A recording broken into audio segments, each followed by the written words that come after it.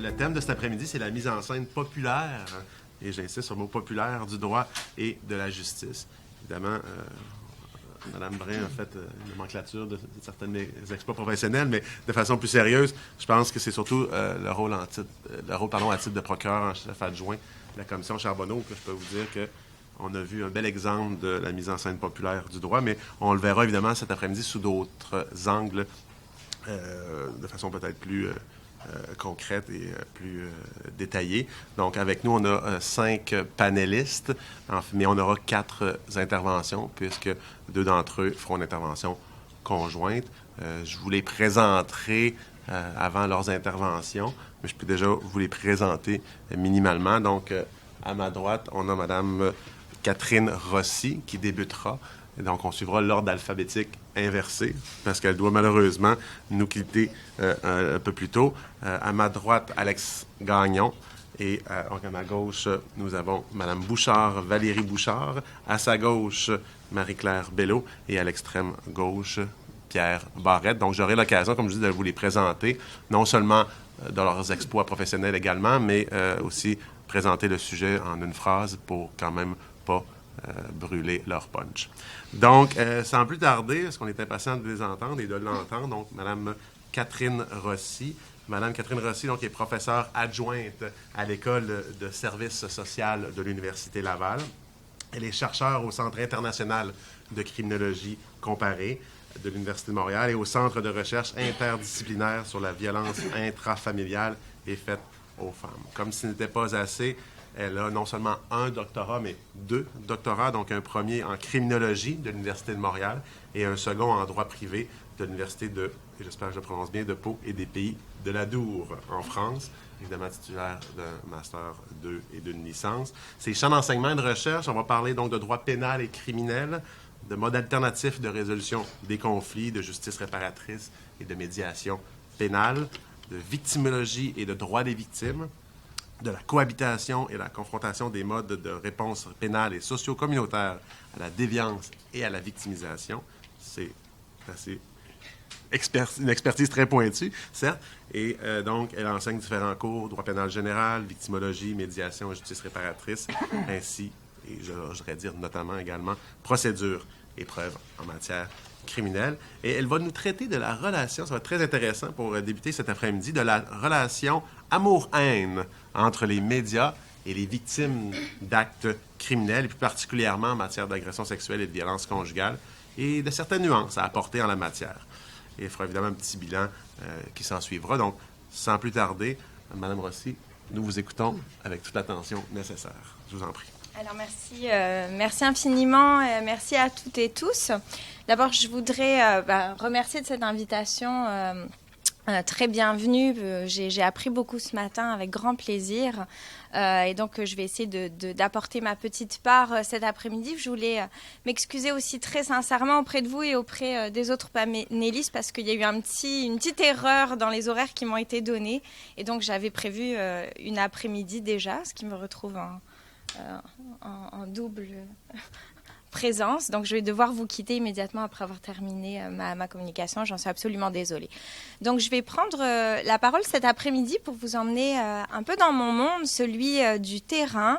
Donc, on parlait de double doctorat. C'est pas vraiment ça. L'idée, c'est que j'ai quitté lâchement le monde juridique il y a quelques années pour m'investir corps et âme dans la criminologie et donc la recherche empirique et notamment en matière de crimes dits graves. Donc, je travaille essentiellement sur des cas d'homicide, notamment intrafamilial, et d'agression sexuelle. Je suis aussi la présidente du CALAX de Québec.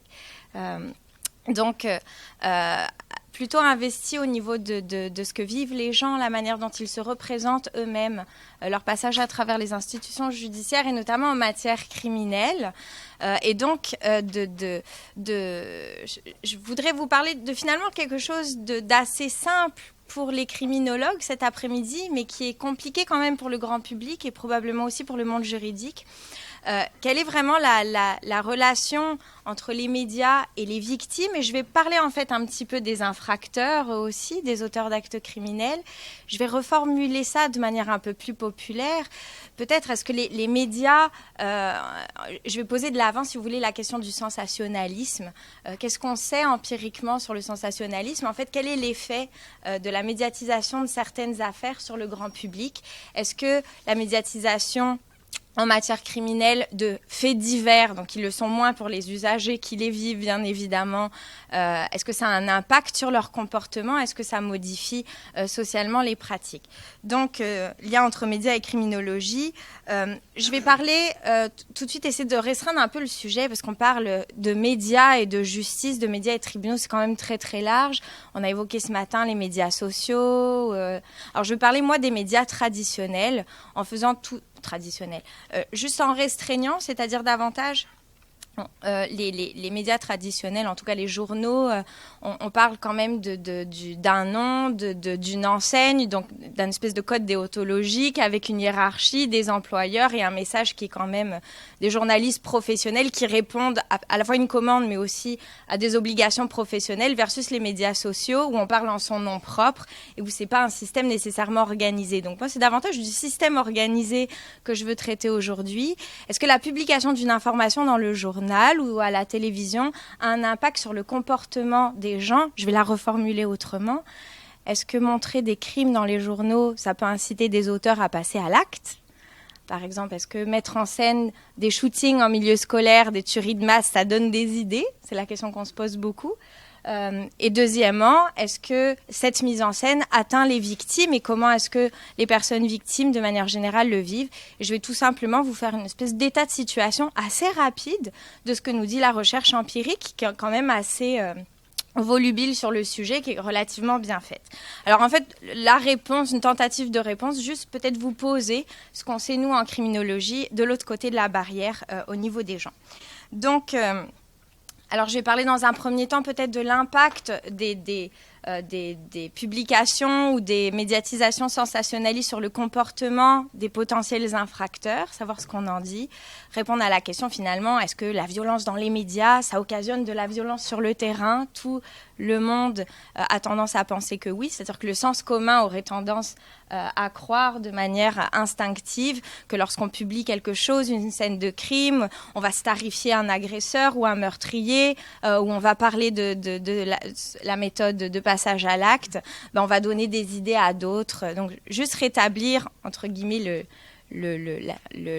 l'état des lieux sur la question, et on parlera tout à l'heure de l'impact sur les victimes. Alors, au niveau de l'impact sur les auteurs, en fait, sur le passage à l'acte, quel est l'effet de la violence dans les médias sur le comportement criminel? Et puis là, je vais citer aussi les travaux de Fabienne Cusson, ma collègue, qui avait fait une bonne recension, et notamment au niveau des tueurs en série, enfin des meurtres de masse, des choses quand même. On parlait ce matin de cas qui attirent particulièrement l'attention. Donc on ne parle pas de procès, mais d'affaires hyper médiatisées. Vous n'êtes pas sans savoir que plus les crimes sont impressionnants et sordides, plus ils sont rares. Et donc, ça nous étonne toujours en criminologie, la survisibilité de certaines affaires par rapport au crime commun qui revient quand même tout le temps. Donc, on en reparlera un petit peu. Et donc, je parlais peut-être, est-ce qu'il y a un effet aussi, on appelle ça le copycat effect? Est-ce qu'il y a un effet d'exemple, c'est-à-dire est-ce qu'une publication dans les médias peut engendrer une réaction d'imitation de la part des agresseurs? Est-ce que... Alors, je vais traiter principalement de ce que j'en sais au niveau de l'homicide. Alors, je vais enlever tout de suite une question de la conversation qui est celle du terrorisme. Est-ce que parler de terrorisme dans les journaux, ça occasionne plus de terrorisme? Je vais l'exclure, cette question, parce qu'elle doit être traitée à part. La médiatisation d'un effet terroriste faisant partie même de l'infraction, c'est-à-dire qu'il n'y a pas d'infraction de terroriste tant qu'elle n'entraîne pas un message social ou politique associé. Moi, j'ai travaillé vraiment sur le fait divers classique qu'on prend comme on veut, en fait, l'homicide, l'agression sexuelle. Donc, l'impact des médias sur l'homicide a été extrêmement étudié et particulièrement ce qu'on voit, ce que nous dit la recherche, c'est que ce sont les violences meurtrières intrafamiliales et les meurtres de masse qui sont les plus médiatisés, qui ont le plus de chances d'être médiatisés. En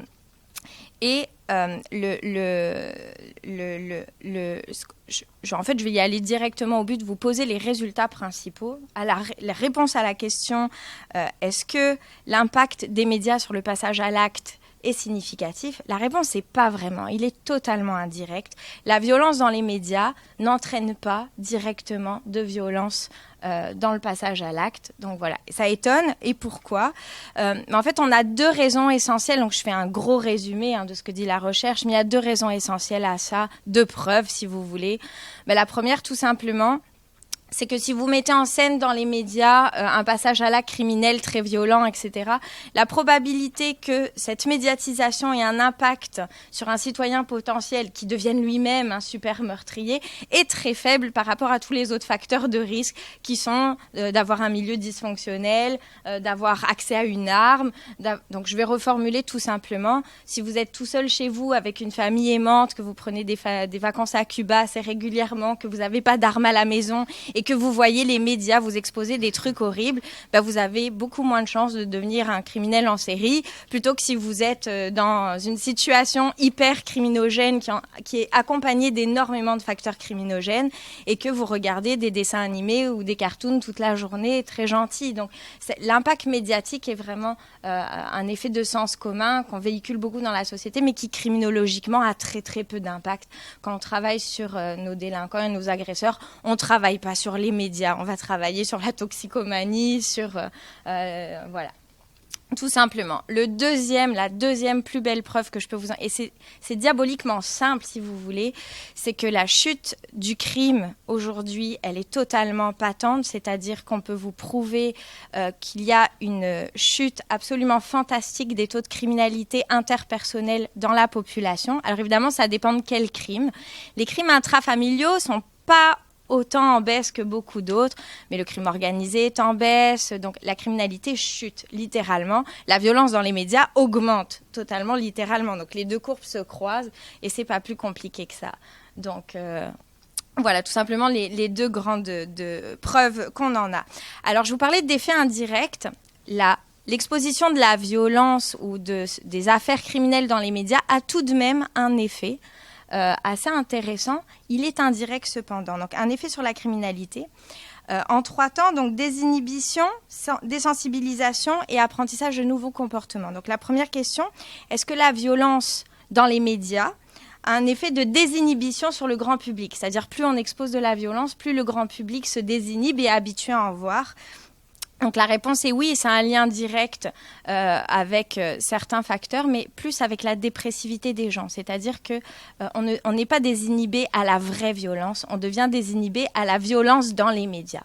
Je reformule plus simplement. Plus vous regardez d'informations terribles, criminelles ou monstrueuses à la télévision, plus vous allez pouvoir en voir et en discuter. Ça ne veut pas dire que vous serez prêt à en voir en vrai. Il y a des expériences très intéressantes où on expose... mon Dieu, ça ne se fait pas comme ça, mais on va exposer des gens à des choses très dramatiques à la télévision et on les met sur une scène d'accident de la route. Ils ne sont pas plus capables de voir ça en vrai. Donc ça désinhibe d'une certaine manière. Ça désensibilise aussi de la même manière.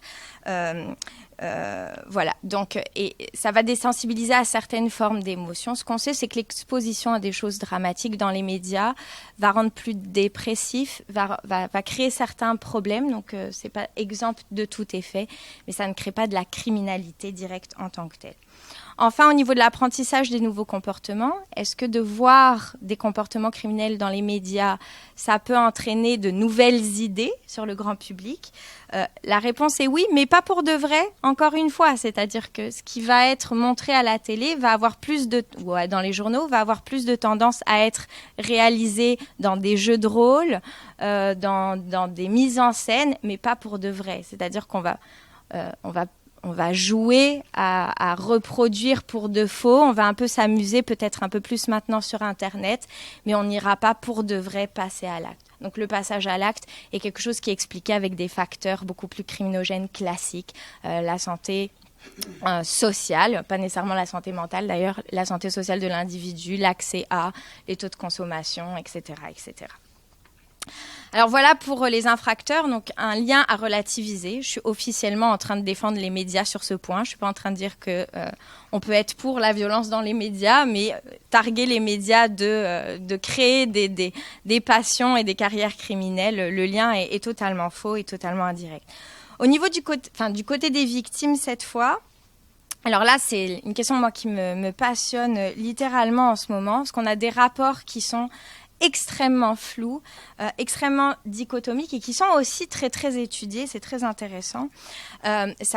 Donc on est en réflexion très profonde. J'ai été moi-même amenée à travailler avec le Conseil de presse du Québec récemment à un projet. On se posait la question de créer des normes de publication et notamment pour la diffusion ou la médiatisation des homicides et des violences intrafamiliales. Comment est-ce qu'on doit parler du couple, de l'ex-couple, de l'agresseur, de la victime, des témoins, des enfants, etc. etc. Aux États-Unis, notamment, hein, ces questions-là sont très, très encadrées, pas encore complètement chez nous. Et on se pose donc tout le temps la question des normes de publication. Le débat porte souvent, je devrais vous dire, sur des affaires qu'on voit poindre dans les journaux et notamment dans la manière dont ils sont reportés. Alors le gros scandale du moment, c'est certains titres de journaux qui ont énormément choqué, notamment l'opinion publique. Alors je vous donne quelques exemples, mais l'histoire de la petite Daphné Pelcha, je ne sais pas si vous vous souvenez, peut-être en 2009, qui a été assassinée par son père dans un contexte de violence intraconjugale.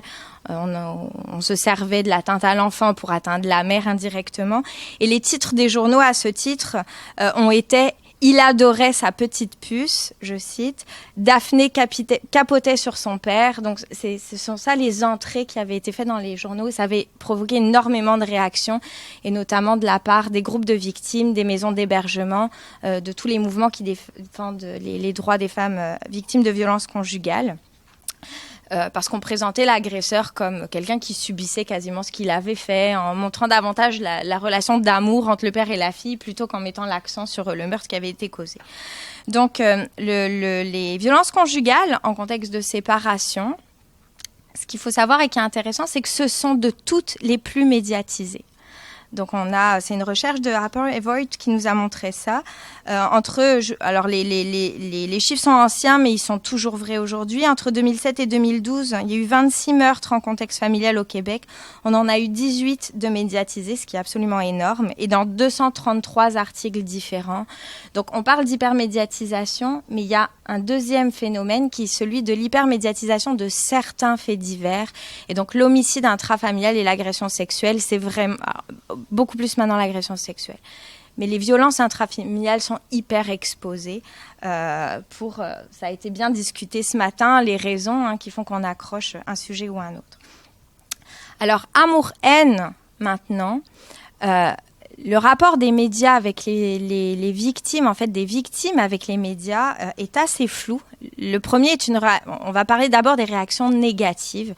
C'est-à-dire qu'on a démontré que les médias peuvent constituer une source de victimisation secondaire ou de revictimisation. À savoir qu'il arrive parfois que le traitement de l'affaire dans les journaux ait un impact plus difficile sur la victime que l'affaire même au départ. Et donc, on pourra mentionner sans surprise certaines affaires où on sait que la victime a subi certaines atteintes interpersonnelles, agression sexuelle par exemple, mais fait l'objet d'une véritable vague de médiatisation par la suite qui va vraiment littéralement aggraver son cas et avoir des conséquences extrêmes sur elle. Donc, voilà pour un des premiers aspects. Alors, les effets majeurs, en fait, ce que les victimes vont reprocher aux médias, la chose qu'on entend le plus, en tout cas qui revient le plus souvent dans la recherche, c'est tout d'abord que les victimes reprochent malheureusement aux médias d'être ceux qui leur apprennent les événements plutôt que la justice. Et donc je pensais que cette information était très intéressante à apporter dans ce débat. Les victimes en matière de meurtre particulièrement ou agressions sexuelles à l'intérieur de la famille, les proches l'apprennent par les journaux. Alors je vais vous citer des témoignages. D'une personne victime qui me parle, c'est une maman d'enfant assassinée. À la fin, j'écoutais plus la télé non plus. C'est drôle, du début à la fin, la télé, c'est toujours tout avant nous. C'est son propre enfant qui a été assassiné, puis elle apprend les avancées de l'enquête dans les journaux. On a avancé dans la quête, on a retrouvé des suspects, et hop, je l'apprends par le téléjournal du soir.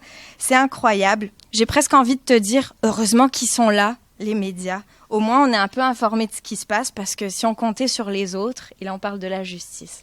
Donc je prends un peu la part des médias, moi, cet après-midi. Le deuxième problème, c'est la manière dont le sujet est traité. Je vous parlais tout à l'heure des titres accrocheurs, mais qui sont évidemment très à l'origine de perturbations majeures pour les personnes victimes, parce que notre deuil privé, soit de l'intégrité, soit un véritable deuil, va prendre des proportions de spectacle public. Donc je ne reviendrai pas sur tous les effets ou les émanations de la victimisation, qui est vraiment très très riche dans la littérature scientifique. Ce qui est intéressant de démontrer, c'est que ce n'est pas nécessairement le média lui-même qui va poser problème aux victimes. Donc encore une fois, un effet indirect. C'est ce que le média va engendrer dans la réaction sociale qui, elle, va toucher immédiatement la victime. Donc ce n'est pas tant l'article de journal qui va faire mal, mais l'article de journal va changer le comportement des gens, vont faire en sorte que l'entourage va poser certaines questions, va se comporter de telle manière, va devenir plus harcelant ou va isoler la personne victime, et c'est ça qui pose problème. Donc le média va devenir la cause d'une réaction sociale négative à l'endroit de la victime, et ce n'est pas nécessairement le média lui-même. Donc évidemment, après, on a d'autres effets, les journalistes qui viennent dans votre jardin le matin avec des micros et des caméras, etc. etc. Donc voilà. Puis alors, je vous donne encore quelques témoignages assez significatifs. C'est la mise en scène aussi de la détresse populaire. Donc on se plaint beaucoup que nos émotions deviennent un spectacle public. Ça a été bien dit ce matin par Madame Lamontagne. C'est vrai qu'on va retenir la personne qui pleure parce que c'est un événement dans la journée. Donc ça a un effet immédiat chez les personnes victimes. Donc je vous cite. Entre-temps, j'ai été contactée par une émission populaire à la télévision, par un journaliste populaire. Je me suis dit que ça pourrait servir, mais j'étais naïve. On a eu quelques mots avec l'équipe parce qu'ils voulaient un genre de reality show, moi en train de peindre. La personne a perdu son fils qui a été assassiné. On vous fait signer une renonciation à tout acte juridique si l'émission ne vous plaît pas. Et puis vous avez 5 caméras et on vous fait pleurer pour faire pleurer dans les chaumières. Quand vous dites des choses qui pourraient attaquer la justice, vous êtes coupé lamentablement parce que c'est un faux direct. Donc voilà, quelqu'un qui se plaint énormément de la réaction des médias. Mais je gardais le meilleur pour la fin. Quand je vous disais une réaction amour-haine, mais la réaction d'amour entre, si vous voulez, la relation. Alors, ce n'est pas une relation d'amour, c'est une relation d'affaires entre les victimes et les médias qui est très, très intéressante aussi. Parce qu'on a complètement l'opposé. C'est-à-dire que je vais vous démontrer maintenant, juste en quelques arguments, qu'on peut tout à fait dire au contraire que les médias sont parfois le meilleur adjuvant, le meilleur compagnon de certaines victimes d'actes criminels. Et encore une fois, dans ces mêmes crimes qui sont les homicides et les agressions sexuelles. Pour les raisons suivantes, donc je vous fais un gros résumé de la littérature, c'est difficile en 20 minutes.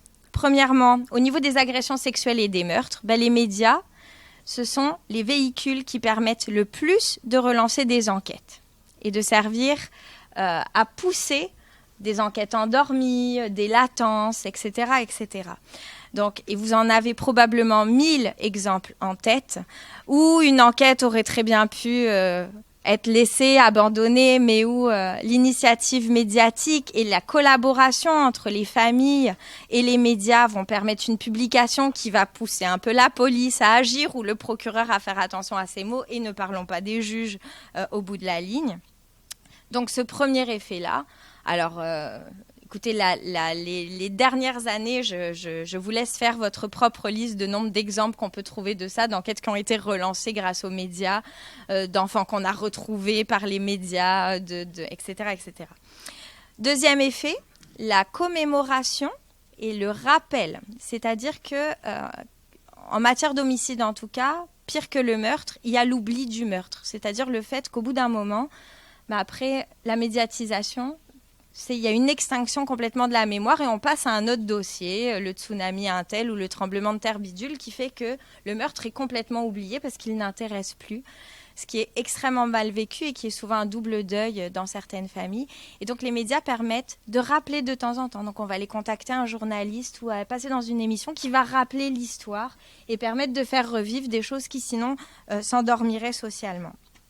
Troisièmement, on retrouve chez certaines victimes la certitude que les médias permettent d'éduquer. C'est-à-dire qu'une des raisons que les victimes nous donnent le plus, quand on leur demande pourquoi elles vont dans les médias, elles nous répondent tout simplement « je ne veux pas vivre tout ça pour rien, je veux que ça se sache, je veux que ça serve la prochaine fois, que ça permette de protéger des personnes dans l'avenir ».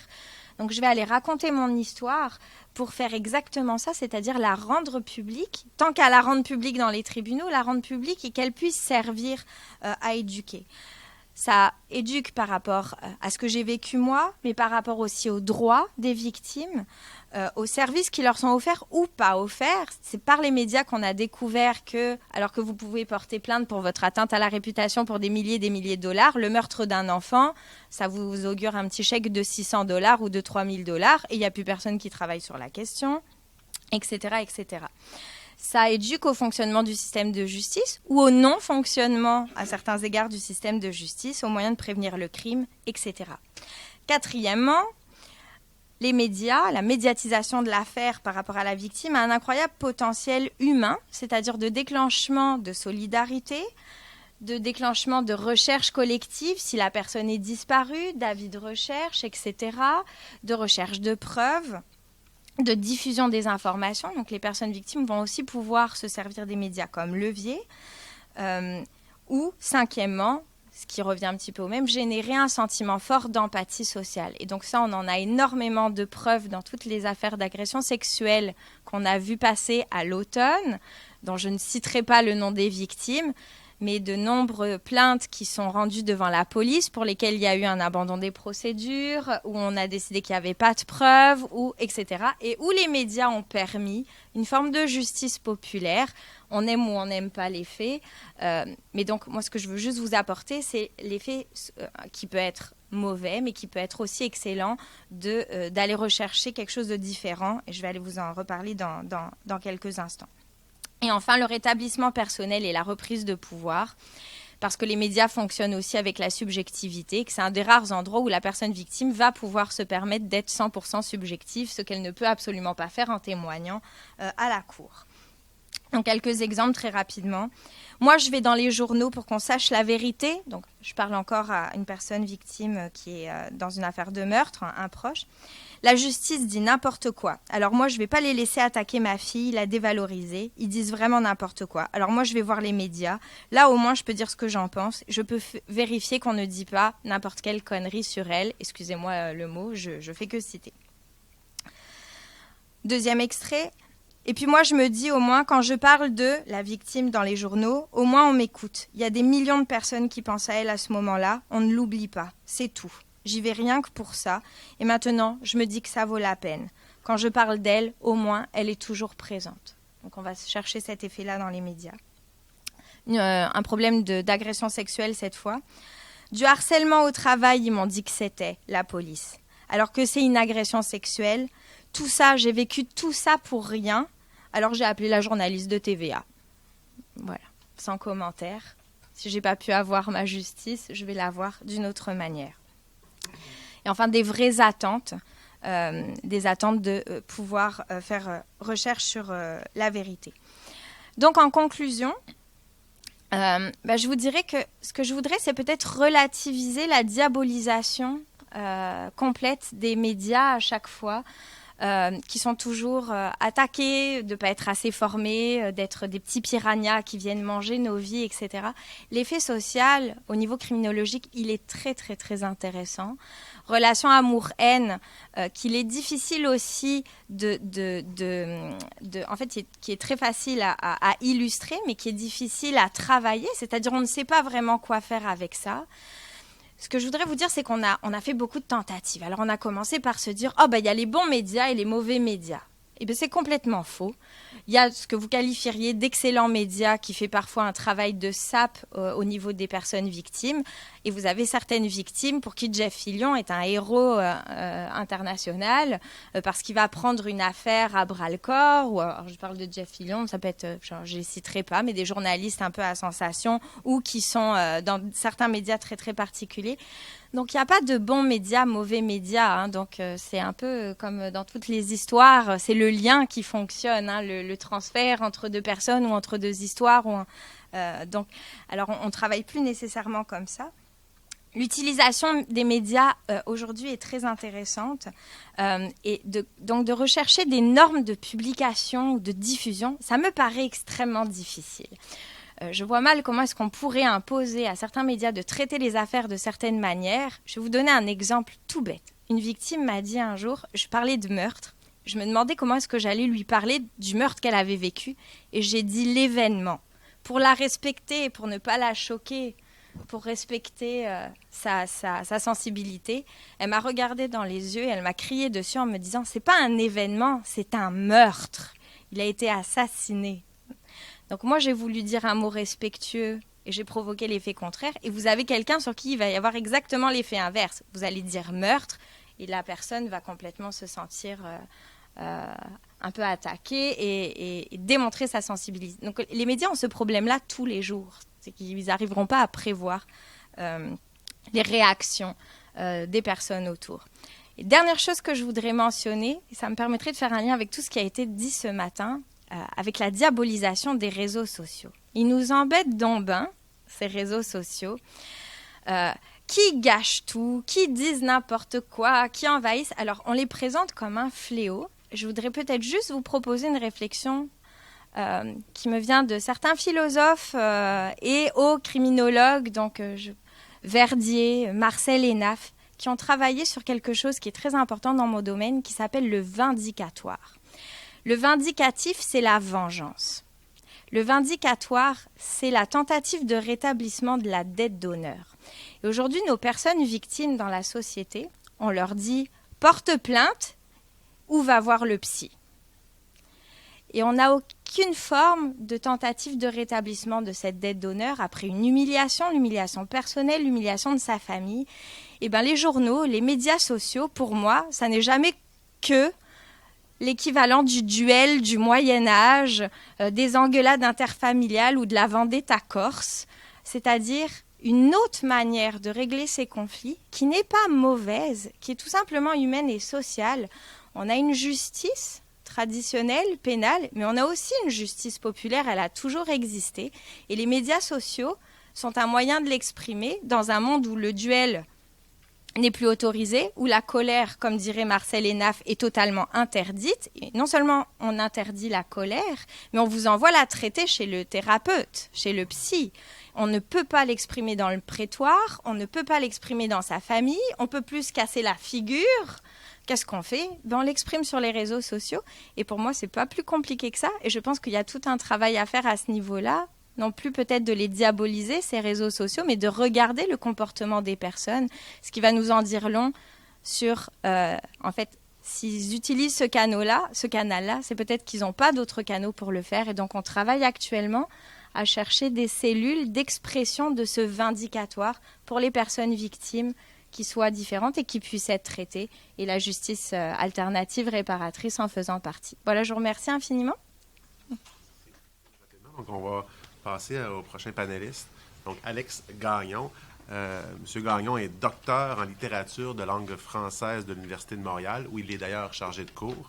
Et en 2015, il a soutenu sa thèse intitulée sur l'imaginaire social et les crimes et criminels célèbres au Québec au 19e et 20e siècle. Encore une fois, un sujet d'intérêt cet après-midi. Il est présentement stagiaire postdoctoral à l'UQAM et l'Université de Panthéon-Sorbonne, et il poursuit à partir d'un corpus plus contemporain, toujours ses recherches sur l'histoire culturelle du crime et sur l'imaginaire social. Aujourd'hui, sujet très intéressant, donc dans une approche toujours qui emprunte, fidèle à lui-même, donc une approche qui emprunte à la fois l'histoire et l'analyse des discours. Donc, il va s'interroger sur la médiatisation du crime en tant que phénomène essentiellement discursif, en abordant de manière plus ou moins générale 4 points que je vais lui laisser le soin, bien entendu, de nous détailler. Donc, M. Gagnon, nous vous écoutons. Merci. Merci pour l'invitation. C'est à mon tour de le dire. Je suis très content d'être ici parce que ça me sort de mes carcans habituels. Donc, j'ai rarement l'occasion de discuter avec des gens qui appartiennent à des horizons complètement étrangers aux miens. La perspective qui est la mienne, vous l'avez peut-être compris là, avec la présentation qu'on vient de faire, est un peu différente de celles qui ont eu voix depuis le début de la journée. Alors moi, j'ai été amené à m'intéresser dans le cadre de mes travaux à la question de la médiatisation du crime dans une perspective qui est plutôt celle des historiens et plus précisément celle de l'histoire culturelle. Quand je dis histoire culturelle, je fais référence à une branche de la recherche historienne qui porte sur l'histoire des systèmes de représentation du monde, essentiellement. Donc, dans ma thèse de doctorat qui est parue cette année, alors j'ai étudié un certain nombre de cas de crimes célèbres et légendaires tirés de l'histoire québécoise, des crimes à l'origine commis surtout au 19e siècle et qui sont passés à la postérité. Donc, qui ont marqué l'imaginaire social et qui ont laissé des traces plus ou moins majeures selon les cas et plus ou moins durables aussi dans la mémoire collective. Alors, pour chacun de ces crimes-là, j'ai donc retracé l'ensemble la généalogie des représentations de l'époque du crime à nos jours, de façon à saisir le processus de fabrication de la mémoire collective, mais aussi le processus de transformation de cette mémoire collective à travers le temps. Voilà. Donc, sur la question qui nous occupe, celle de la médiatisation du crime, la perspective de l'histoire culturelle nous révèle des choses qui m'apparaissent fondamentales dans la mesure où ça jette un éclairage historique sur des phénomènes qui sont toujours très actuels. Premier point que j'aimerais aborder, c'est le suivant. Donc, historiquement, les crimes fortement médiatisés, donc ceux qui ont été élevés au rang donc, de crimes célèbres, ont joué un rôle important dans la genèse de ce qu'on appelle aujourd'hui l'espace public et l'opinion publique. Donc, des notions très actuelles et qui datent essentiellement, au sens où on les définit aujourd'hui, qui datent essentiellement du 18e siècle. Alors, dans la France du 18e siècle, par exemple, l'idée d'opinion publique émerge dans un contexte où les élites sociales, qui ont une formation lettrée, vont valoriser l'expression publique de la raison, ce qui s'oppose à l'époque à la culture du secret sur laquelle repose la procédure judiciaire inquisitoire, propre au droit français, et qui s'oppose à la procédure accusatoire publique du droit britannique.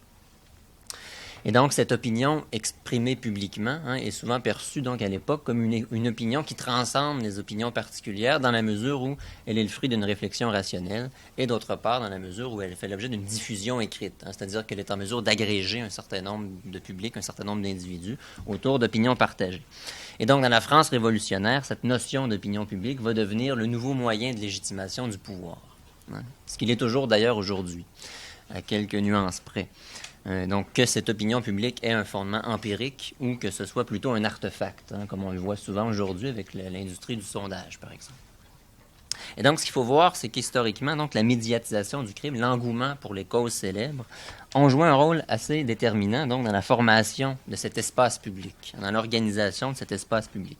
Donc, dans la France de l'époque, la France pré-révolutionnaire, on retrouve un certain nombre de causes privées qui vont être élevées au rang donc, de causes célèbres. C'est-à-dire qu'à l'époque, les avocats vont souvent publier ce qu'on appelle leurs mémoires, et donc dans lesquels ils vont diffuser les tenants et aboutissants de telle ou telle cause, de telle ou telle, donc justifier telle ou telle poursuite ou telle défense de tel ou tel accusé. Et donc, la stratégie rhétorique qu'ils vont employer à l'époque, c'est de faire un appel à l'intérêt public, de faire un appel à l'opinion publique de façon à exercer une pression sur un certain nombre d'institutions et notamment sur un certain nombre de jugements de l'époque. Et donc, à cet égard-là, ces mémoires que les avocats vont publier sont le seul lien entre le monde judiciaire, qui repose en France, je le rappelle, sur le secret, et le monde extérieur. Ce qui fait que, donc, cette médiatisation naissante du crime ou de ces causes qui vont être élevées au rang de crimes célèbres vont jouer un rôle assez important dans la formation de cet esprit critique, dans la formation d'un esprit critique, dans l'installation d'une sphère publique, là au sens où Jürgen Habermas l'entendait, c'est-à-dire un espace virtuel, puisque ce n'est pas toujours un espace matériel, un espace virtuel où peut s'exprimer un jugement critique émanant de la société civile sur des affaires publiques ou politiques. On pourrait nommer d'autres exemples au Québec au 19e siècle, par exemple. Au début du 19e siècle, à l'époque, c'est un peu le contexte apparenté, c'est-à-dire que c'est l'époque où se forme un espace public à proprement parler, et il y a un certain nombre donc d'auteurs de l'époque qui vont élever un certain nombre de causes criminelles pour mobiliser l'opinion sur la réforme des institutions pénales. Donc, bref, le point à retenir ici, c'est qu'historiquement, donc, cette médiatisation du crime a contribué à faire naître ce qu'on appelle aujourd'hui l'espace public. Et l'un des effets, évidemment, de cette médiatisation, je ne m'appesantirai pas là-dessus parce que ça a été évoqué ce matin, l'un des effets, c'est évidemment d'alimenter, d'une manière encore inédite sur le plan historique, les tensions potentielles entre ce qu'on pourrait appeler les deux tribunaux, c'est-à-dire le tribunal au sens propre, le judiciaire, et le tribunal populaire, dont la voix médiatique, c'est-à-dire l'opinion publique, dont la voix médiatique devient, dans les sociétés modernes, le véhicule privilégié. Voilà pour cette question-là. En ce qui me concerne, moi, la principale question que je me suis posée, je le disais un peu tantôt dans mes recherches sur l'histoire culturelle du crime et de ses représentations, c'est la question suivante: comment et pourquoi, surtout, un certain nombre de faits divers, entre guillemets, deviennent-ils des crimes célèbres ou légendaires? Et là, je me situe évidemment sur une échelle historique. Alors, je ne parle pas seulement de crimes fortement médiatisés, mais de crimes qui ont laissé une trace durable dans la mémoire collective. Parfois, c'est des crimes comme celui de la Corriveau, un exemple très célèbre, qui date du 18e siècle et dont la société actuelle a conservé des traces. Comment penser ce phénomène social et culturel-là, qui ne va pas de soi? Donc, le comment de la chose, comment un certain nombre de faits divers vont devenir donc des faits mémorables. Le comment de la chose est assez simple. Donc, d'abord, c'est toujours le même mécanisme qui est en jeu. D'abord, ça prend, ça a été évoqué, une médiatisation forte et continue. Une médiatisation qui va être susceptible de faire passer tel ou tel événement durant de faits divers, c'est-à-dire historiquement de cette rubrique des inclassables, de cette rubrique des déchets, comme dirait, comme a déjà dit le sémiologue Roland Barthes, cette espèce de hors-champ de l'actualité.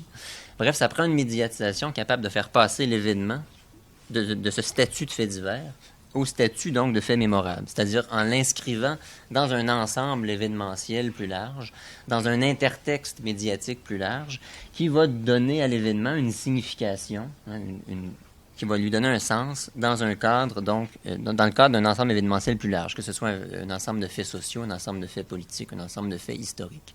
Donc, bref, l'événement se dote d'un statut qu'il n'avait pas au départ, sous l'effet donc d'une médiatisation qui lui donne une signification, qui lui construit une signification en l'inscrivant dans un ensemble événementiel plus large. Donc, c'est évidemment le premier ingrédient, mais après, c'est pas suffisant pour faire passer un crime ou un criminel à la postérité. Le deuxième élément que ça prend, c'est évidemment donc un ensemble de relais discursifs. C'est-à-dire, en ce qui me concerne, j'ai étudié les crimes célèbres donc de la fin du 18e, début du 19e siècle. Alors, ces relais discursifs étaient assurés à l'époque par les appropriations de la littérature, la tradition orale, etc. Donc, tout un ensemble de discours qui vont venir se greffer sur le discours médiatique de façon à inscrire dans la durée historique tel ou tel événement. Donc, voilà en quelques mots pour le comment de la chose. C'est toujours le même processus discursif. Le pourquoi de la chose, donc pourquoi un certain nombre de faits divers sont-ils appelés à devenir des crimes célèbres, c'est évidemment une question plus difficile, mais qui est en même temps plus stimulante. Plus difficile, même si, encore ici, le mécanisme m'apparaît comme étant toujours essentiellement le même. C'est-à-dire que c'est toujours les mêmes éléments, c'est toujours le même concours d'éléments qui permettent à un événement donc d'être fabriqué comme un événement célèbre. Alors, il y a plusieurs de ces éléments-là qui ont été évoqués ce matin. Par exemple, la gravité d'un événement, ça c'est bien entendu. C'est-à-dire qu'on ne fabrique pas une légende avec le vol d'une pinte de lait. Ça c'est clair. La capacité d'identification, par exemple, du public à une cause. La capacité d'accrocher telle ou telle cause à un certain nombre d'enjeux sociaux ou politiques. Etc. Un autre élément qui m'apparaît indispensable, c'est-à-dire un élément qui entre en jeu sans doute et qui permet d'expliquer peut-être pas le passage à la postérité, mais du moins la forte médiatisation d'un certain nombre d'éléments, c'est un fait, un élément qui n'a pas été évoqué et qui m'apparaît important, c'est l'effet des contraintes qui sont propres au champ médiatique, qui est une chose bien connue et bien décrite aujourd'hui par les sociologues des médias. Par exemple, Patrick Champagne, il y a déjà quelques années, a beaucoup travaillé dans ce secteur-là. Et donc, à partir du moment où on a donc une relation de concurrence entre les différents acteurs du champ, cette concurrence-là pour l'auditoire, pour l'audience ou pour l'audima, comme on le dit pour la télévision, a évidemment des effets différenciateurs, c'est-à-dire que ça entraîne une recherche de l'exclusivité, une recherche de l'originalité, mais ça a aussi, par ailleurs et en même temps, et c'est là que c'est intéressant, un effet d'homogénéisation, parce qu'à partir du moment où tel ou tel acteur traite ou aborde un sujet sensible, évidemment, l'ensemble de ses concurrents sont en quelque sorte forcés d'aborder le même sujet, forcés entre guillemets, pour en renouveler, pour en approfondir ou pour en poursuivre le traitement. Ce qui fait que finalement, ce qui peut créer parfois un effet d'emballement médiatique, c'est-à-dire qu'on a une convergence des intérêts médiatiques autour de tel ou tel événement, ce qui crée une concentration de discours autour de ces événements-là qui, par le fait même, deviennent excessivement visibles et donc s'imposent à la perception et à la conscience du public.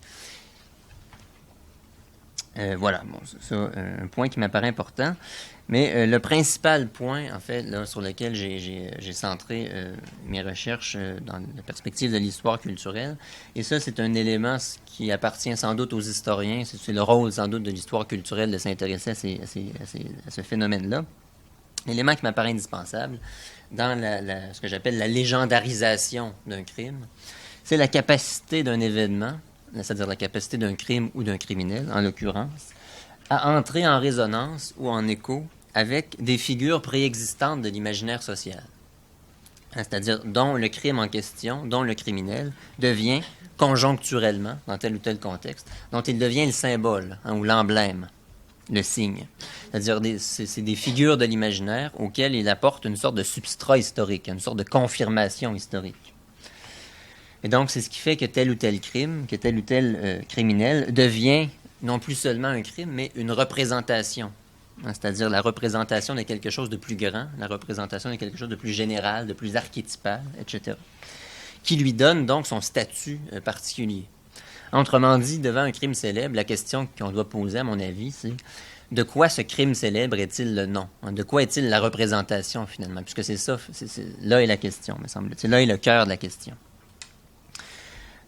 Donc, bref, il y a un certain paradoxe autour des crimes célèbres. Et là, ça rejoint ce que notre collègue disait ce matin, les deux modes de narration, personnalisation, généralisation. Il y a une sorte de paradoxe parce que, d'une part, leur célébrité, historiquement, leur vient à la fois de leur caractère exceptionnel, c'est-à-dire du fait qu'ils se démarquent, donc ils sont uniques ou originaux, mais en même temps, ça leur vient de leur caractère exemplaire, c'est-à-dire du fait qu'ils deviennent justement le symbole d'une chose déjà connue, d'une chose plus générale. Bref, ça leur vient du fait qu'ils confirment une règle, en quelque sorte, qu'ils confirment un archétype déjà existant et présent dans l'imaginaire. Donc, finalement, le criminel célèbre est un criminel qui active une reconnaissance, en quelque sorte, parce qu'en lui, ce qu'on reconnaît, c'est notamment donc un archétype ou une idée générale dont il devient, dans certains contextes, c'est-à-dire dans un contexte particulier, dont il devient le symbole ou l'emblème par excellence. Donc, il y a évidemment beaucoup d'exemples historiques de cette logique-là. J'évoquais tantôt la Corriveau, c'est sans doute l'exemple le plus fameux de l'histoire québécoise. Mais quand on observe le processus de légendarisation de la Corriveau, ce qu'on observe c'est-à-dire c'est assez révélateur, pour les auteurs du 19e siècle, c'est très clair que cette histoire-là apparaît comme la confirmation d'un ensemble d'archétypes qui sont issus de la tradition orale. Par exemple, la figure de la mauvaise femme telle qu'on la retrouvait dans les procès pour sorcellerie, par exemple. Ou encore un certain nombre d'archétypes qui sont légués par la tradition des contes. C'est-à-dire qu'on en a fait une sorte de barbe bleue canadienne-française, finalement. Mais donc, sans l'existence de ce répertoire préexistant de figures imaginaires, on ne peut pas concevoir que cette figure n'aurait pas pu devenir la légende qu'elle est devenue. Autrement dit, il y a un phénomène de rencontre entre un élément contextuel, c'est-à-dire la Corriveau, est un élément qui transcende ce contexte-là et qui est donc ce que j'appelle un répertoire thématique ou un répertoire donc de figures qui est propre à l'imaginaire social. Pour prendre un autre exemple très célèbre, le cas d'Aurore, l'enfant martyr. Évidemment, ça c'est gros comme c'est très gros ce cas-là. C'est-à-dire que si ça fascine tant les gens, et c'est vrai d'ailleurs dès les années qui ont suivi en 1920 le meurtre, si ça fascine tant l'imaginaire, si ça a tant marqué les esprits et tant rapidement, c'est évidemment parce que la belle-mère meurtrière est l'incarnation historique de la marâtre, telle que l'a légué l'imaginaire des contes de fées, par exemple. Donc, pour donner un tour un peu plus théorique à la question, juste pour récapituler là-dessus, les crimes donc, qui deviennent célèbres entretiennent, avec donc d'autres figures de l'imaginaire social, entretiennent une relation d'exemplification. En sémiologie, la relation d'exemplification, c'est un des types de relations de signification, de symbolisation entre un signe et son référent, ce à quoi il renvoie. Et la relation d'exemplification, c'est la relation qui va unir un échantillon à ce dont il est l'échantillon. Alors, c'est un peu ça ici la logique, c'est-à-dire qu'on a une figure criminelle qui, conjoncturellement, devient en quelque sorte l'échantillon d'un archétype plus général et qui contribue justement à l'élever au rang d'une figure notoire, d'une figure incontournable. Voilà. Donc, évidemment, ce ne sont pas toujours de grandes figures archétypales, mais on pourrait. Un des thèmes très récurrents dans le processus de légendarisation des crimes célèbres, c'est-à-dire ce qu'exemplifient souvent les criminels qui deviennent célèbres, c'est souvent l'idée de duplicité, par exemple, l'idée du double, le fait qu'au sein d'un même individu, il puisse coexister donc des dimensions radicalement opposées, c'est-à-dire premièrement le fait que la lumière, le fait que sous l'apparence de la normalité, il y a une part maudite en quelque sorte. Ça, c'est quelque chose qui fascine les journalistes, mais qui fascine aussi le public. Et dans tous les grands cas de crimes, tous les grands cas de crimes qui ont marqué durablement la mémoire collective, c'est-à-dire mobilisent cet aspect-là. Je n'ai pas trouvé d'exception à la règle. Il y a toujours de cet aspect-là. Évidemment, on pourrait prendre des cas plus contemporains. On a évoqué ce matin le cas d'un certain cardiologue qui a tué ses enfants. Évidemment, comment avoir une opposition manichéenne plus intense que celle-là, c'est-à-dire l'incarnation du médecin cardiologue, sauveur de vie, qui devient pourvoyeur de mort. Bon, c'est toujours cette logique. C'est la même logique qu'on retrouve dans la couverture médiatique des crimes terroristes, par exemple, ce qu'on appelle la radicalisation. Dans tous ces récits biographiques, mettent souvent l'accent sur le moment du basculement, ou la cohabitation au sein d'un individu entre deux dimensions radicalement opposées. Donc, juste pour récapituler là-dessus, on pourrait citer plein d'autres exemples, mais cette logique-là est toujours à l'œuvre. Donc, autrement dit, les grands criminels, les criminels célèbres, tirent leur notoriété des figures de l'imaginaire social qu'ils se trouvent à exemplifier. Et en retour, c'est-à-dire qu'il y a une relation circulaire entre les crimes célèbres et l'imaginaire social qui leur préexiste. C'est-à-dire que l'imaginaire social rend possible la légendarisation de ces crimes-là. Et en retour, le criminel célèbre, dans la mesure où il confirme l'archétype, va assurer sa pérennité dans la mémoire et dans l'imaginaire social. Peut-être pour finir, donc, pour clore là-dessus, je termine là-dessus, l'une des fonctions, ou plutôt l'un des effets toujours de ces récits, l'une des fonctions, l'un des effets de ces criminels célèbres est d'opérer ce que j'appellerais une sorte de refondation de l'ordre social. Il y a un sociologue allemand, Niklas Luhmann, qui faisait observer, dans un de ses livres ça s'intitule « La réalité des médias de masse », il faisait observer à quel point la mise en récit des infractions a le pouvoir de générer ce qu'il appelle un sentiment commun de stupeur et d'indignation. C'est-à-dire que si on prend par exemple la lecture d'un énoncé juridique ou de l'énoncé du code pénal, qui en tant que tel met en scène l'affrontement entre la loi et la transgression, c'est un type d'énoncé qui ne suscite aucune passion. Mais la mise en récit de l'infraction, elle, a le pouvoir de générer cet affect. Toute cette charge affective a le pouvoir d'enfiévrer des foules et donc d'agréger le public contre un ennemi commun. Et qui, donc, par son statut d'ennemi commun, se retrouve donc à renforcer négativement la cohésion sociale. Voilà. Merci beaucoup. nos prochains panélistes, Dino, parce que c'est un duo de panélistes. Donc, premièrement, Valérie Bouchard à ma gauche. Donc, Valérie, je comprends qu'elle a vous avez terminé votre scolarité, vous êtes à la thèse ou dans ces eaux-là? Donc, il reste minimalement une scolarité de doctorat en droit de l'Université McGill où nous sommes. Maîtrise, évidemment, un baccalauréat en droit de l'Université Laval. Elle est chargée de cours à la fois à l'Université Laval depuis 2009, également à l'UQAM depuis 2011. Je pourrais prendre l'après-midi juste pour faire la liste des bourses, distinctions, publications et communications qu'elle a faites. Mais au lieu de vous en faire la liste, on va plutôt l'entendre rapidement. Et elle n'est pas seule, comme je le disais. Elle est avec la professeure, et j'ajouterais avocate émérite, professeure titulaire donc de la faculté de droit de l'Université Laval, Marie-Claire Bello, qui enseigne également des programmes de deuxième cycle en Europe. Elle détient un doctorat et une maîtrise de la prestigieuse université Harvard, ainsi qu'un DEA de l'université Paris II, c'est pas peu dire. En 2010, comme je le disais, ça a vu décerner le titre d'avocate émérite et elle enseigne le droit privé et comparé, ainsi que des ateliers de clinique sur les modes de prévention et de règlement des différends. Elle s'intéresse énormément à la justice participative et ses recherches portent sur différents sujets, dont la théorie du droit, la justice participative, dont la médiation, le pouvoir et l'indépendance judiciaire, les dissidences sur les motifs et les résultats, ainsi que l'historique de la pensée juridique. Et on pourrait encore vous dire que ses écrits, ses formations et ses interventions pratiques sont dominés par une préoccupation constante, l'accès à la justice. Donc, mesdames vont nous parler de l'omniprésence du thème de la justice dans la programmation télévisuelle, et plus précisément le rôle de la science comme élément déterminant de la justice, de la vérité et du droit. Mesdames. Alors, comme je le disais, donc, merci de nous accueillir parmi vous, même si je n'ai pas de titre latin en dessous de mon nom, donc c'est très généreux de votre part. Je n'ai même pas de deuxième prénom, j'ai juste, c'est ça. On va donc vous parler, comme M. Tremblay l'a dit, de l'omniprésence de la justice à la télévision, et en particulier, donc, Marie-Claire. Oui, mais c'est parce qu'il faut OK, oui, c'est bon. Il y a donc en particulier de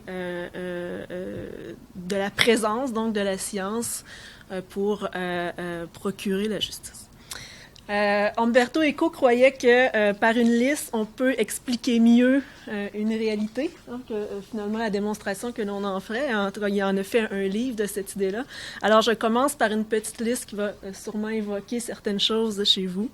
Alors, CSI et toutes ses franchises, The Good Wife, son spin-off The Good Fight, Criminal Minds, Chicago PD, Chicago Justice, Law and Order et ses très nombreuses franchises, Better Call Saul, le spin-off de Breaking Bad, Line of Duty, The Blacklist, NCIS et de multiples franchises, Sherlock, Bones, True Detective, Elementary, Blue Bloods, Quantico, How to Get Away with Murder, The Warrior, The Jinx, Making of a Murderer, Shades of Blue, Shetland, The Killing, L'Arbitre, Judge Judy, Last Shot with Judge Gunn, etc., etc.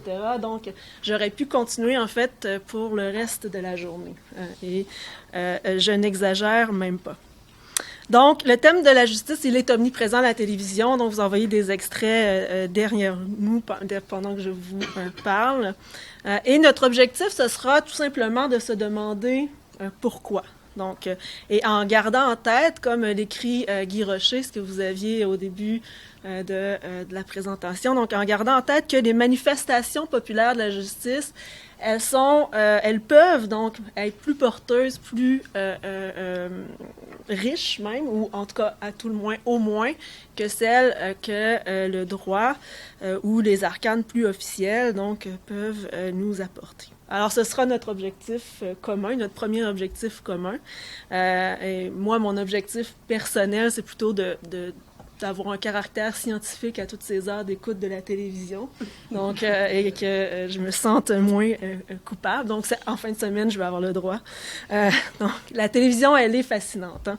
Donc, elle nous fascine. Et si vous l'écoutez un peu, vous avez relevé dans mon échantillon qu'il y avait beaucoup de titres qui étaient d'un genre particulier. Donc, non seulement le thème, là, c'est la justice, mais c'est aussi la criminalistique. Donc, je sais qu'il y a des gens qui sont plus spécialistes donc dans la salle. Donc, nous, on a pris ce terme assez générique pour parler donc de toutes ces émissions où finalement vous avez un détective qui pourchasse un méchant avec du luminol. Hein?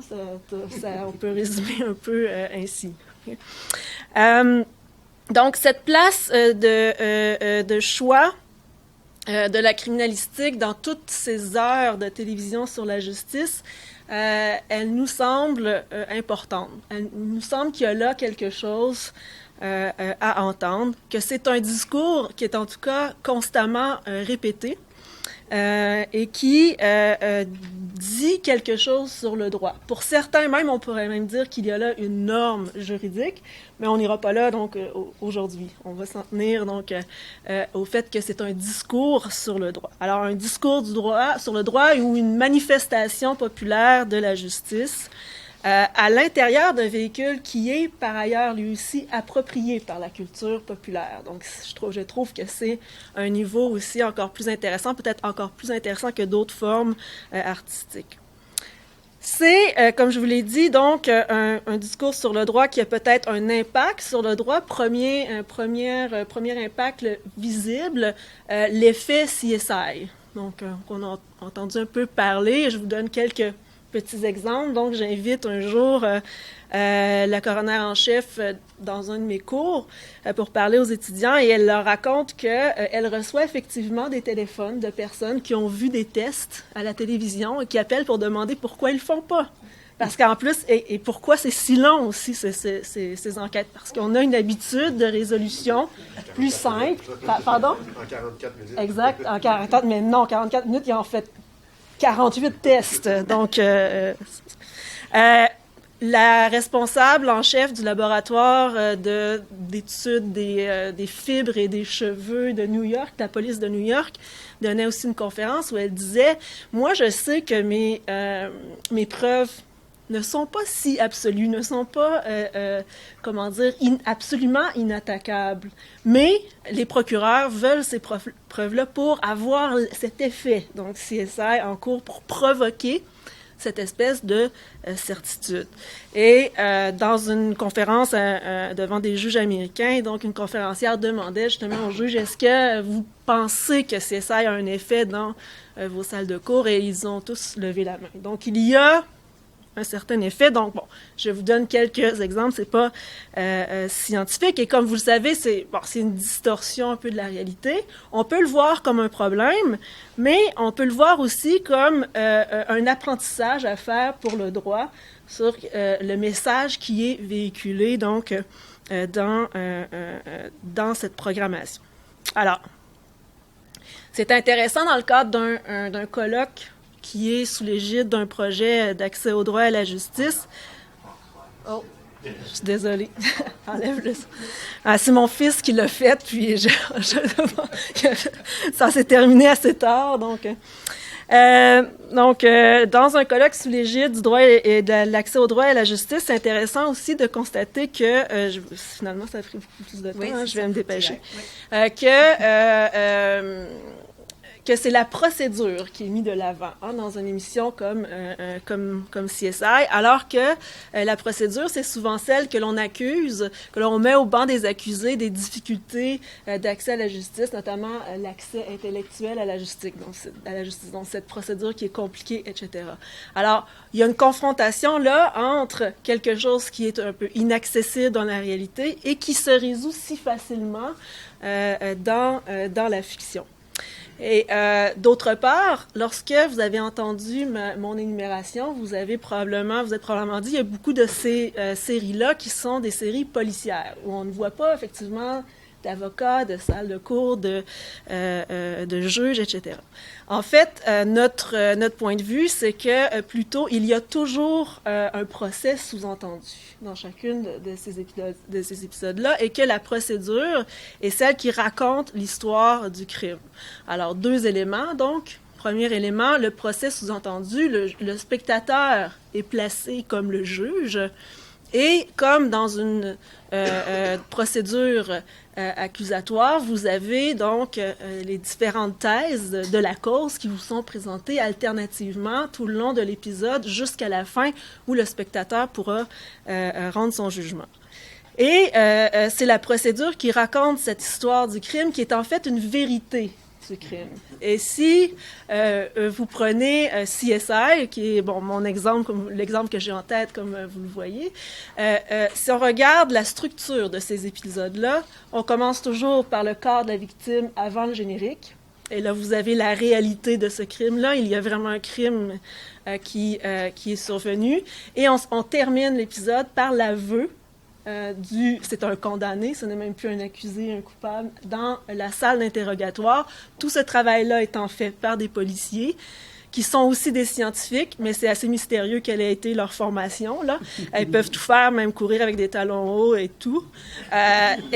Donc, ce qu'ils vont essayer de faire tout au long de l'épisode, c'est placer ces deux corps ensemble pour révéler la vérité de ce crime-là. Et la façon dont on le fait est une esthétique qui est assez significative et qui était nouvelle au moment où CSI commence il y a très, très longtemps. Donc, on va suivre la preuve à l'intérieur, par exemple, du corps. S'il y a une balle, on va suivre la balle dans le corps, voir les dégâts qu'elle a faits. Lorsque le policier est en train de regarder quelque chose au microscope, on va avoir un flashback, on va voir ce qui s'est passé. Donc, on constate. Et notre jugement, il est certain.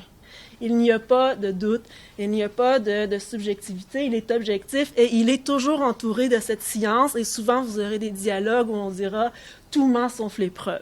Et il est entouré donc constamment de ces preuves qui sont objectives. Pourquoi?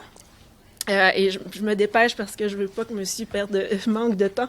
Donc, pourquoi? Parce que ces preuves-là, elles sont supportées donc par cette science qui, elle, n'est pas comme le droit corrompue, incertaine, etc. Parce que lorsqu'on a des visages, donc lorsqu'on a des personnages d'avocats ou de juges dans ces séries-là, l'avocat, c'est toujours celui qui fait sortir le méchant qui va aller tuer quelqu'un. Et le juge, il y a tout le temps un gros party dans sa grosse maison, puis on vient lui demander un mandat qu'il refuse. Hein? Donc ça, c'est à peu près et donc, c'est la science qui sert la justice. A priori, on pourrait dire qu'il y a une opposition entre la réalité du droit, de ce qui est présenté à la télévision, la réalité de la science qui est présentée à la télévision, où on pourrait dire qu'il y aurait une opposition entre le droit et le droit dans la réalité et la fiction télévisuelle. Or, ce que nous, on veut présenter, c'est qu'en fait, il y a aussi une communauté d'esprit. Et comme le spectateur qui se réapproprie la justice par la télévision, qui a un nouvel accès à la justice par ces séries de télévision qui simplifient le chaos qu'il ne comprend pas dans la réalité, le droit, lui aussi, pense qu'il a besoin de la science pour se rétablir dans l'ordonnancement des connaissances. Et Marie-Claire, je te cède la parole. Et moi, je regarde mon chronomètre. Alors, merci beaucoup, Valérie. Alors, c'est un travail sur lequel on a travaillé, il y a en fait une recherche sur laquelle on a travaillé il y a plusieurs années, puis on ne l'avait pas publié, alors on y revient. Mais le phénomène qu'on avait observé il y a plusieurs années s'est multiplié, de telle sorte que notre thèse est encore plus forte dans la mesure où la représentation de la justice au sein des séries télévisuelles très populaires est absolument, c'est encore multiplié de façon plus importante. Alors, quelques points. Le premier élément, c'est que le droit, on le sait, par définition, il est indéterminé. Pour quelle raison il est indéterminé? Parce qu'il vise deux objectifs qui sont paradoxalement opposés. Il faut que le droit soit prévisible pour qu'on sache où on s'en va, mais en même temps, il faut qu'il évolue avec la société de telle sorte que, par définition, il est appelé à changer. Ce qui est toujours en questionnement, c'est quand est-ce qu'il va changer, puis quand est-ce qu'il va rester le même. Comme le droit est indéterminé, dans le droit qui est indéterminé, il y a le système qui se présente comme objectif rationnel et complet. Donc, c'est un ensemble, un tout qui est totalement indépendant des autres domaines du savoir, avec un raisonnement qui se veut lui aussi neutre et rationnel. Le droit On le sait dans les procès, par exemple, en matière criminelle ou dans les procès dans toutes sortes de matières, on ne sait pas quel va être le résultat d'un procès. On peut avoir des juges qui pensent d'une certaine façon, qu'ils siègent seuls ou à plusieurs, ils peuvent avoir plusieurs perspectives. C'est très insécurisant, un droit qu'on ne peut pas prévoir, qu'on ne peut pas prédire. Alors, l'inconfort qui vient avec l'indétermination du droit est comme contré dans ces séries par la science. La science qui est ici vue comme étant infaillible, objective, extérieure à toute interprétation, à toute ingérence de l'être humain, ingérence des juristes, mais ingérence de toutes les façons. Ce qui est fascinant, c'est que dans l'histoire de la pensée juridique, le recours aux sciences est documenté.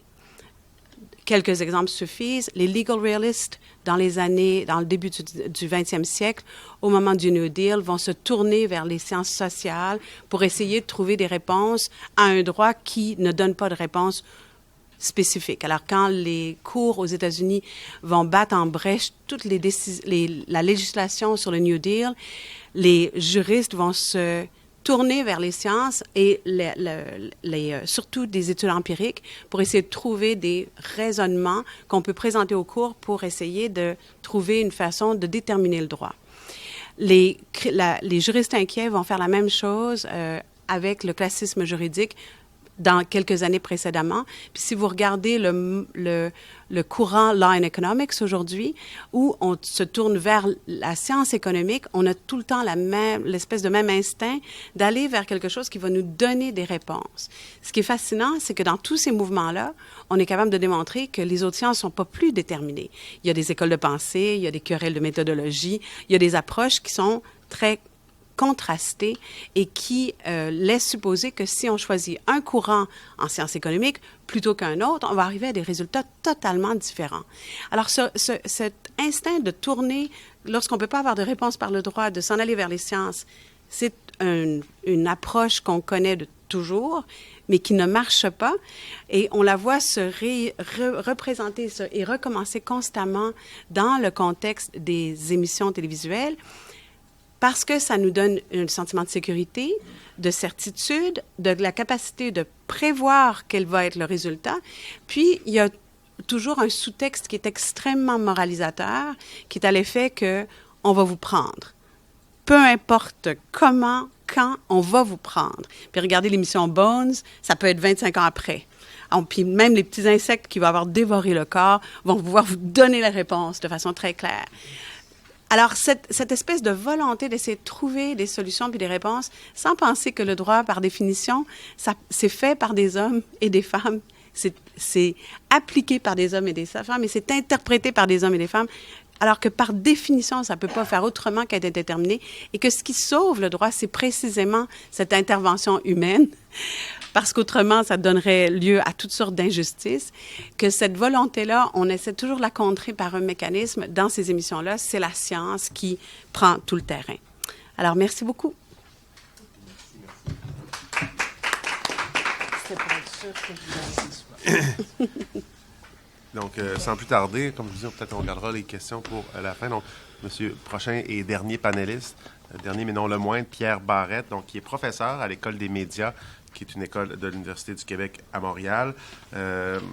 Il est docteur en sémiologie de l'UQAM et il est au Centre de recherche interuniversitaire sur la littérature et la culture québécoise. Il est notamment sur 2 projets de recherche en cours, le laboratoire de recherche sur la culture de grande consommation et la culture médiatique au Québec, de même que de la visibilité à la célébrité, essor et consolidation du star system québécois à la télévision. Et il va traiter de la représentation de la justice dans les émissions dites de télé-réalité judiciaire qui proposent un dispositif dans lequel de vrais citoyens règlent leurs litiges devant un simulacre de cour et sont dédommagés par les producteurs, quelle que soit l'issue du procès. Bref, un type comme l'émission L'Arbitre.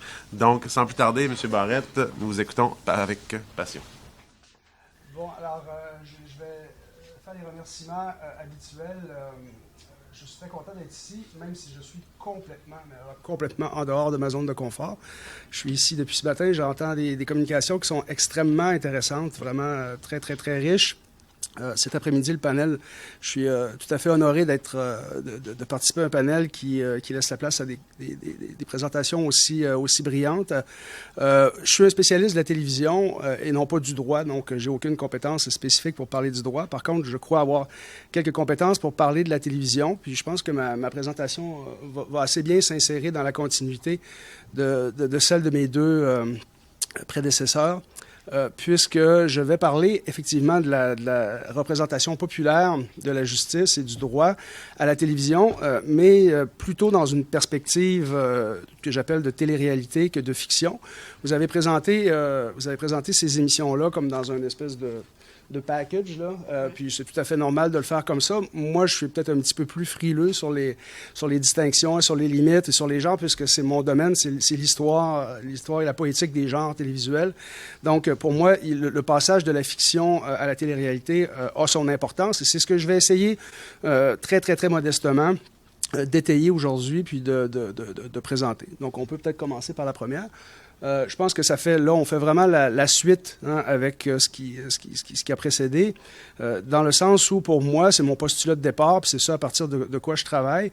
Bon, peut-être juste pour préciser que je travaille sur un livre en ce moment sur les représentations de la diversité à la télévision québécoise, et un des chapitres du livre porte sur l'arbitre. J'ai un autre chapitre qui porte sur la voix, j'ai un autre chapitre qui porte sur Tout le monde en parle, j'ai un chapitre qui porte sur certaines émissions de fiction, puis j'ai un chapitre qui porte sur l'arbitre, un autre également sur Un souper presque parfait, que peut-être certains d'entre vous connaissez, parce que ce sont des émissions qui donnent des représentations assez intéressantes de la diversité, que ce soit la diversité sexuelle, la diversité ethnoculturelle, que ce soit la diversité en termes de classe sociale ou en termes de genre.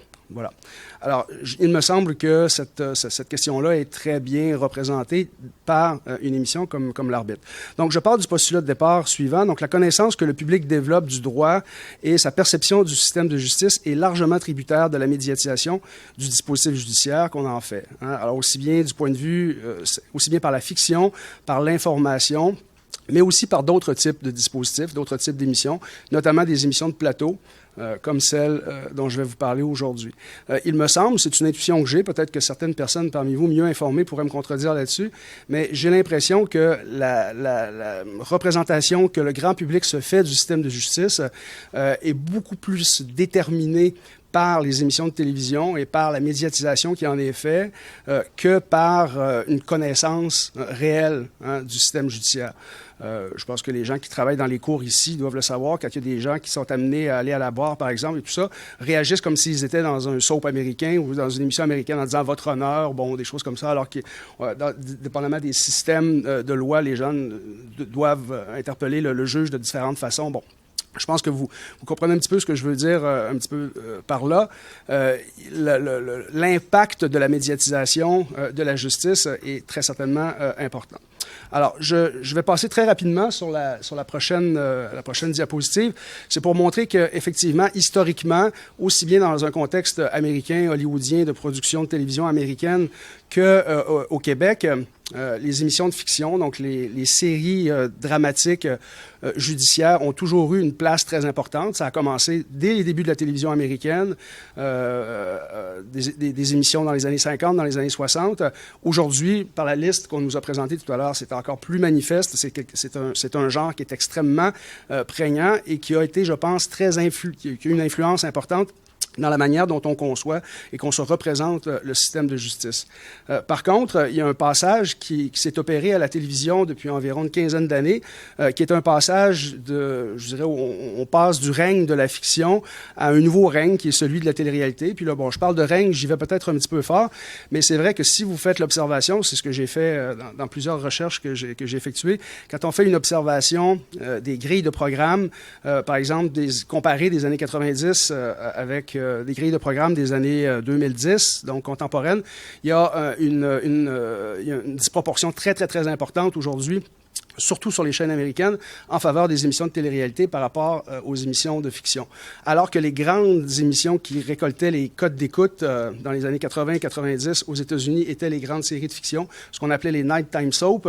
Aujourd'hui, les émissions en prime time qui récoltent les grosses codes d'écoute, ce sont des émissions comme The Voice, La Voix, des émissions comme American Idol, donc des émissions de télé-réalité. Et parmi celles-là, parmi les émissions de télé-réalité, il y a un genre spécifique, un genre particulier qui, aux États-Unis, ne passe pas nécessairement en heure de prime time, passe plutôt en fin d'après-midi, à la suite des émissions qu'on appelle les Women Talk Show, donc les talk shows destinés à un public essentiellement féminin, des émissions qui ont tendance à remplacer les soaps traditionnelles, qui étaient des émissions où on présentait la vie, la vie de grandes familles bourgeoises durant des années et des années et des années. Donc, ces émissions-là de télé-réalité judiciaire, souvent, vont s'insérer dans ce type de programmation-là. C'est un petit peu différent au Québec, à cause de nos grilles de programme. C'est là-dessus que je veux insister un petit peu. Bon, je peux peut-être, pour ceux qui ne connaîtraient pas, je doute que ce soit le cas, mais pour ceux qui ne connaîtraient pas le dispositif d'une émission comme L'Arbitre ou de Judge Judy, qui sont peut-être les deux plus connus au Québec, parce qu'aux États-Unis, la plus connue, c'est Judge Judy, puis ici, c'est depuis quelques années, c'est L'Arbitre. Donc, essentiellement, le dispositif de ces émissions-là, c'est quoi? C'est des causes de petites créances, donc des dettes, des loyers impayés, des conflits familiaux, des querelles de clôture. Et là, je suis quand même gentil en décrivant comme ça, parce que parfois, ça tombe un petit peu plus bas en dessous de la ceinture. Et le jugement de l'arbitre, je devrais le mettre en guillemets, le jugement du juge, qui est évidemment incarné par Maître Goldwater, est final, et les parties dédommagées par le producteur, et les parties sont dédommagées par le producteur en fonction du jugement rendu. Donc, ces gens-là acceptent de sortir, en fait, du système judiciaire habituel et se prêtent au jeu, en fait, de la télévision, en sachant qu'à terme, il y aura pour eux, il y aura ou il n'y aura pas, mais il y aura un dédommagement qui viendra rapidement.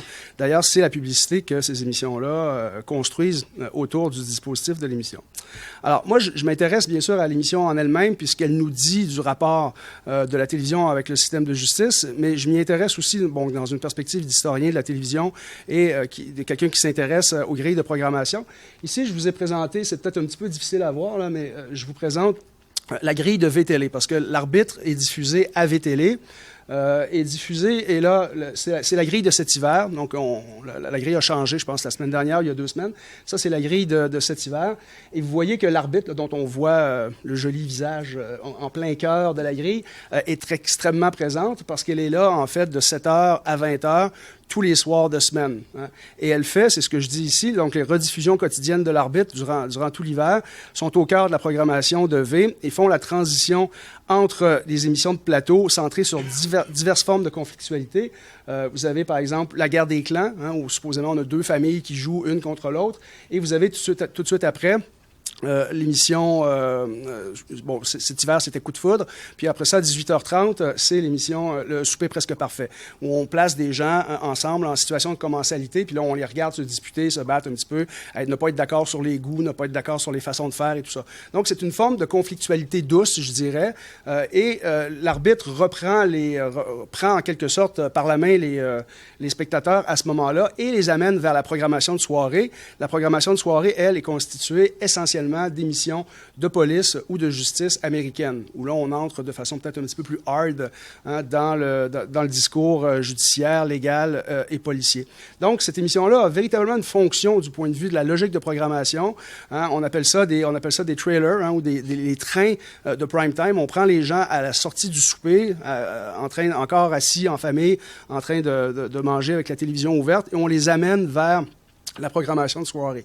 Ce qu'il faut savoir, par ailleurs, avant que j'en arrive à certaines petites conclusions un petit peu plus spécifiques sur la nature de cette émission-là, ce qu'il faut savoir, c'est que le public de V, statistiquement, est un public qui est un petit peu plus jeune et un petit peu moins scolarisé, par exemple, que les publics de TVA ou de Radio-Canada. Si on veut parler des chaînes généralistes, et si on accepte de dire que VTélé est une chaîne généraliste, ce qu'elle n'est plus en réalité depuis quelques années, puisqu'on a éliminé les émissions d'information, puis on est devenu en fait une chaîne câblée un petit peu comme les autres. Je ne rentrerai pas là-dedans, c'est évidemment un tout autre débat. Donc, l'argument des diffuseurs, pour justifier ce type d'émission-là, donc de simulacre de la justice, et là, je l'ai mis entre guillemets parce que c'est ce qu'on retrouve comme présentation de l'émission sur le site de VTL. Donc, l'arbitre, c'est la populaire avocate Anne-France Goldwater qui jette un regard franc sur de véritables cas juridiques, tous plus insolites que difficiles à trancher. Ce rendez-vous fait voir les dessous des petites créances avec un œil nouveau, celui du divertissement. Donc, d'emblée, on présente l'émission comme un divertissement. C'est peut-être aussi une façon de se protéger contre certaines critiques qui pourraient être assez virulentes. Mais dans les faits, quand on lit les commentaires, notamment des téléspectateurs sur les sites, sur la page Facebook officielle, par exemple, de l'émission, ou quand on est à l'écoute des réactions des gens qui sont des fans de l'émission, très, très souvent, l'argument, donc pour cette émission et les autres du même genre, l'argument le plus souvent évoqué, c'est celui d'une forme de pédagogie judiciaire. On apprend sur le système judiciaire, ça nous renseigne sur ce qu'est le droit, etc. Donc, alors moi, je me pose la question, puis je vais conclure là-dessus, je me pose la question... Quel rôle et quelle fonction une émission comme celle-là peut-elle jouer, justement du point de vue de la pédagogie judiciaire, et quand on sait à quel contenu elle se livre et de quelle manière elle organise justement son rapport à la justice, bien, je dirais que cette mise en scène de la justice, en se centrant sur les cas de petite délinquance ordinaire et diverses formes de marginalité, parce qu'on est toujours dans cet espace-là, qu'elle cadre dans un registre interpersonnel, tend à évacuer toute forme de dimension sociale du système judiciaire. C'est toujours des relations interpersonnelles qui sont mises en scène et c'est toujours traité sur le plan des rapports interindividuels.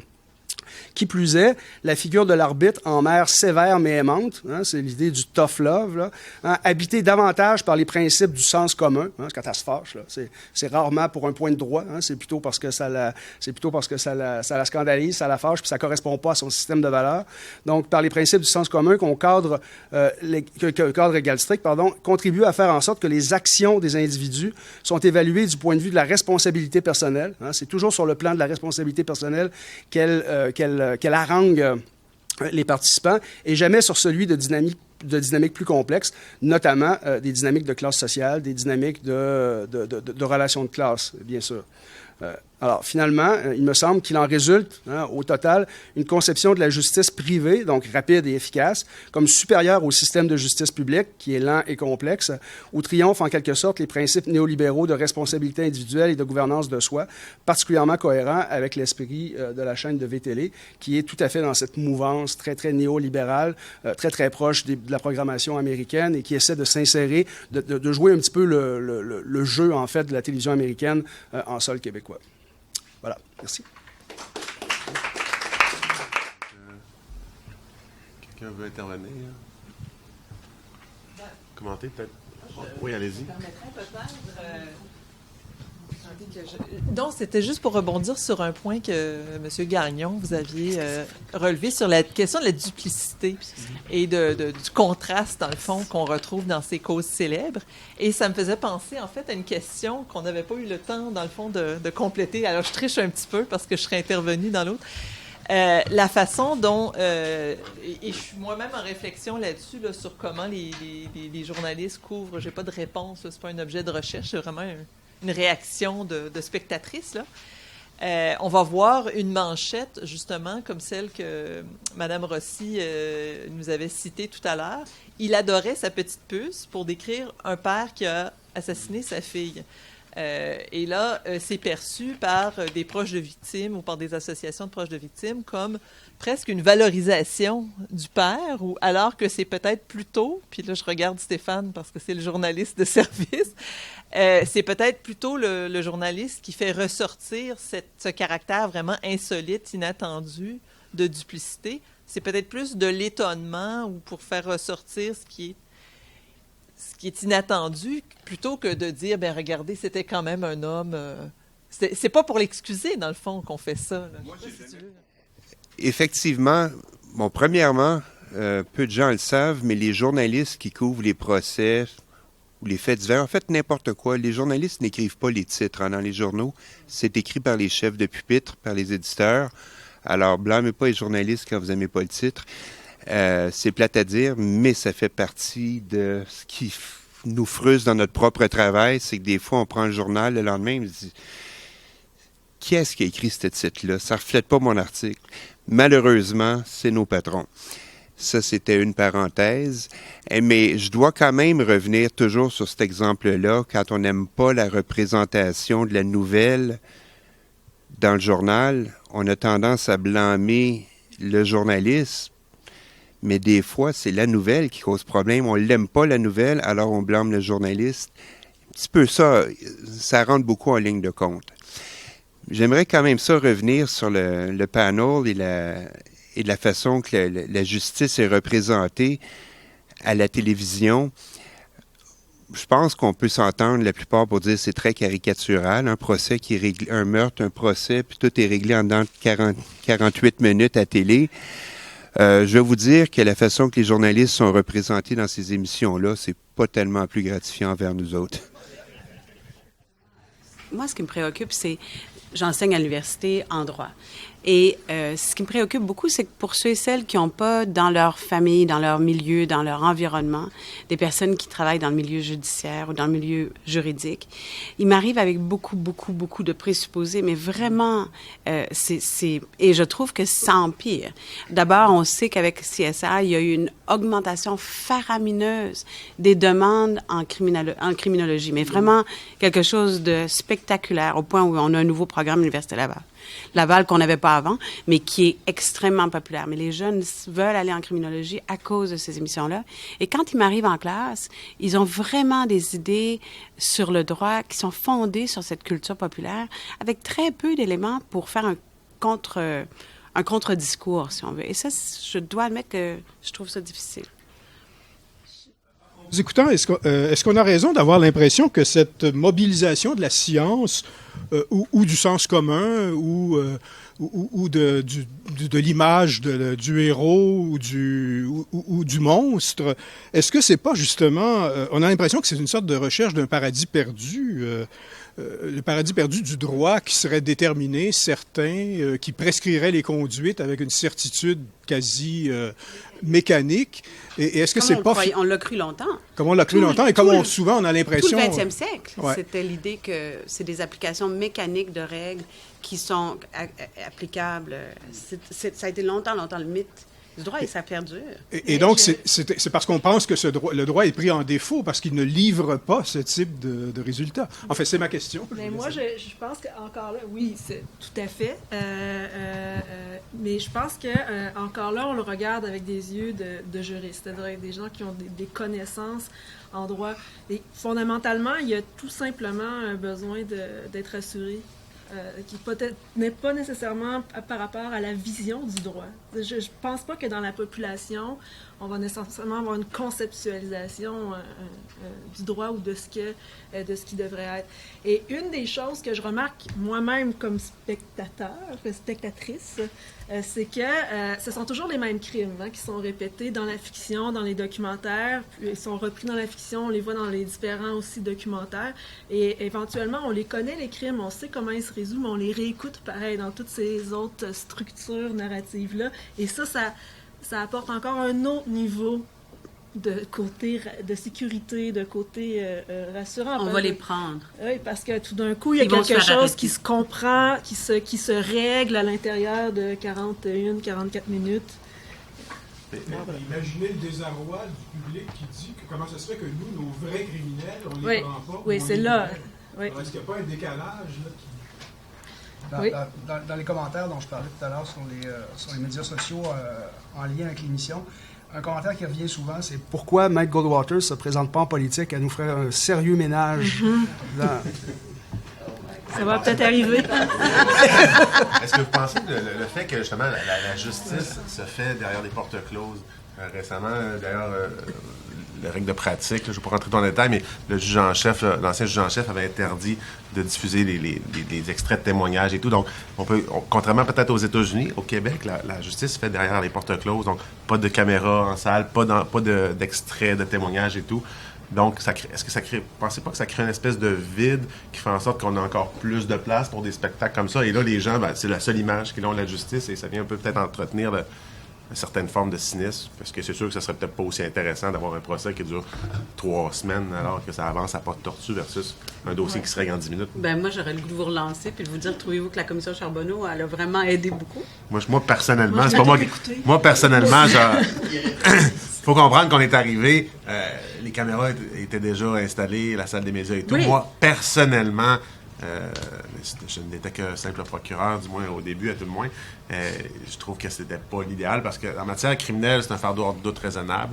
En matière civile, c'est une prépondérance de preuve. Alors, dans le cadre d'une commission d'enquête, on était dans un contexte de fardeau de présentation et on fait du discovery live. Donc, les gens refusent de collaborer, je pose des questions. Donc, juste le fait qu'il y ait attention médiatique, les journalistes, avec tout respect pour Stéphane qui était là, mais qui sont presque prêts à tweeter là, la première information. Donc, en tant que procureur, nous, on voulait poser des questions, mais certaines fois, je me suis retenu parce que je pose la question, les gens vont penser que c'est peut-être que j'ai de la preuve, même s'il nie, et là, je peux détruire la réputation de quelqu'un en quelques secondes.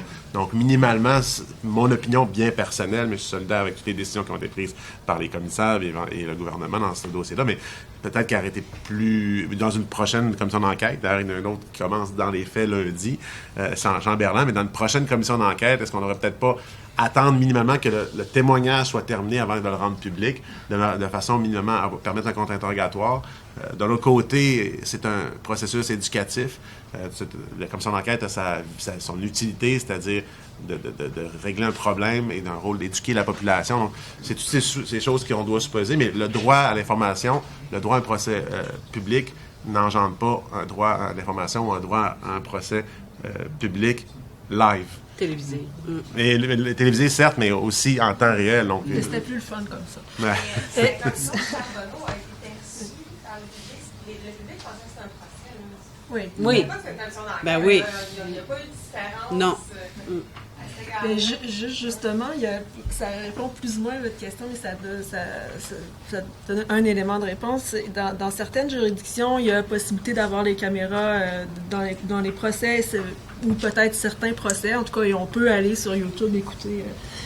Et certaines de ces juridictions-là ont des modèles de procédure qui ne sont pas les mêmes qu'en common law, qui sont inquisitoires. Mais les gens, la population, pensent que leur système de justice est comme celui des Américains, donc qui est accusatoire. Ils ont quand même accès à l'intérieur de la salle de cour. Ils peuvent aller visionner ces procès-là, mais ils restent imprégnés de la fiction parce que qu'est-ce qui est plus attirant? Oh, c'est sûr qu'en 44 minutes, tu parles beaucoup plus de choses que... Ben oui, avec dans la télévision qu'en 44 minutes de procès puis d'interrogatoire ou de contre-interrogatoire. Oui. Certainement. Émilie? Oui, pour prolonger ce que vous disiez à l'instant, je pense que cette table ronde nous invite vraiment, pour les jeunes chercheuses et jeunes chercheurs qui chercheraient des sujets de recherche, à travailler sur ce qu'on appelle les études de réception, disons, sur la place effectivement de la justice et du monde judiciaire dans la culture populaire ou sur les appropriations de ces différents discours télévisés en particulier. Alors, moi, je rejoins tout à fait l'hypothèse que vous avez faite tout à l'heure. Je suis pas du tout praticienne du droit, mais j'ai fait de l'observation dans plusieurs tribunaux, dont la Cour supérieure. Et alors, je prenais pas l'exemple de la Cour supérieure parce qu'à la limite, on n'est pas très loin de la frontière américaine. À la limite, on est dans la même culture judiciaire. Mais en France, régulièrement, les gens arrivent dans des salles d'audience très peu formelles, selon un système qui est pas du tout celui de la common law en termes de procédure, et ils s'attendent à voir le juge américain en face d'eux. Il faut prêter serment, il faut avoir le petit marteau et tout. Et il y a une forme de déception très grande, en tout cas d'étonnement, de voir cette justice très informelle. Enfin bref.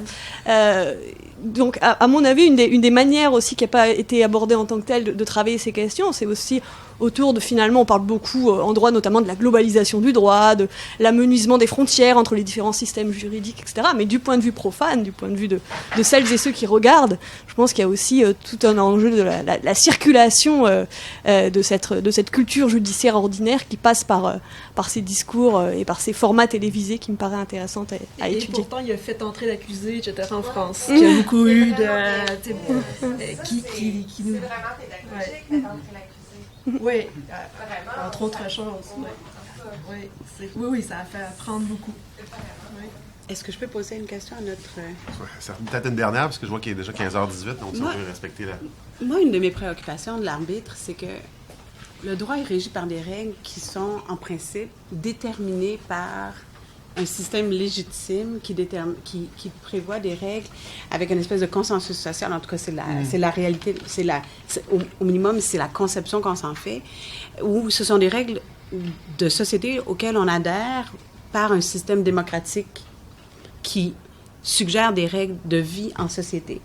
Et ce que je veux dire, ça me rend allergique quand je regarde quelqu'un comme l'arbitre qui utilise une perspective qui, pour moi, me semble profondément subjective.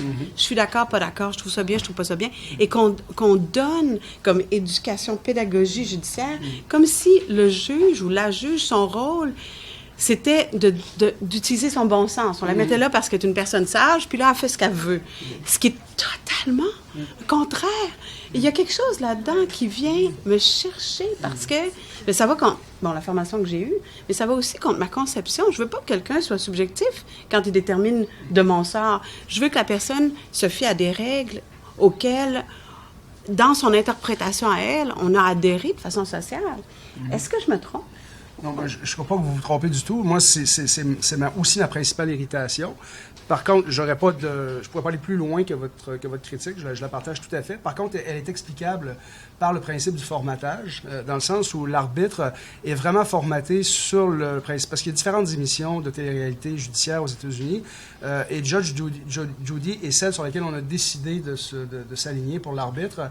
Et Judge Judy, c'est une ancienne juge aux petites créances à New York, et qui, tout le temps, revient sur la question du sens commun et évoque ouvertement son grand plaisir, maintenant qu'elle est en dehors du système, de pouvoir faire jouer, enfin pouvoir faire jouer le sens commun contre le droit. Bien, le sens commun étant le bon sens. Puis c'est pas le sens commun, c'est pas celui qu'on a choisi ensemble. C'est son bon sens à elle. Je fais une utilisation erronée de sens commun, le bon sens. Là. Son bon sens à elle. Oui, voilà, c'est ça. Mais qui est perçu, je pense, par le public comme étant le bon sens en soi. Là, Mais le droit, c'est pas le bon sens, nécessairement. Parfois, ça l'est, mais pas toujours. Tout à fait d'accord. Bon, peut-être, compte tenu de l'heure qui est avancée déjà, il est 3h20. Donc, je vais remercier encore une fois là, nos panélistes. C'est extrêmement intéressant. Ça mène beaucoup de réflexions et commentaires sur lesquels on va mijoter encore, j'imagine, pendant plusieurs heures, plusieurs jours. Donc, merci encore beaucoup. Merci aussi pour l'invitation que vous m'avez faite. Et je suggère peut-être de prendre la pause de 10 minutes et de reprendre. Et on a maintenant du poulet pour le café.